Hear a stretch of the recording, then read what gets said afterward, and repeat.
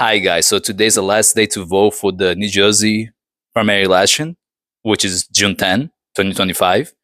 The reason why I talk about these type of elections a lot is because in New Jersey, there's going to be an election where you're going to determine who's going to be the next governor, who's going to be the mayor of your town, who's going to be the part of the county council, who's going to be the sheriff, and state assembly as well, which is part of the state legislature. Why that matters? So if you're someone who wants to keep abortion rights available in New Jersey, which currently still has that, they have a high minimum wage compared to other states, over $15 an hour minimum wage for majority of workers. So when you look at that, if you choose someone who's very right wing, like a Republican governor, Republican legislature, Republican who controls the board of education, the county council, they will reverse a lot of these things as much as they can. They will dismantle abortion rights. They will dismantle the rights of LGBTQ plus community members. They would dismantle minimum wage. They would try to lower it if they can, which would be harder to do once it's already been established, but everything's possible.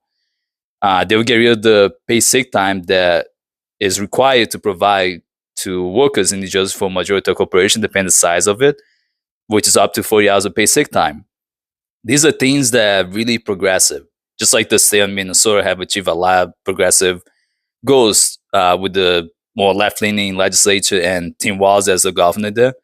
So we got to keep in mind that if one of these states to stay like this, yes, it's expensive to live in these states, like New Jersey is expensive, New York, Connecticut, Washington, Cali, etc. But they do a lot for the people. So once they have a Republican takes over, they get rid of a lot of useful programs that keep people afloat and don't let them just die off because they're just another number on the list. We should treat people with dignity.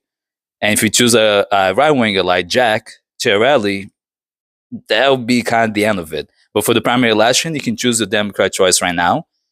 I made a video about this before, a few days ago, which was last week. And I recommend Ras Baraka. But if you don't like him, now depends on what your needs are. Stephen Fulop is my second option. Everyone else I wouldn't choose. To be honest, I will ignore choosing Cheryl. She can stay in Congress. We cannot lose anyone in the House right now.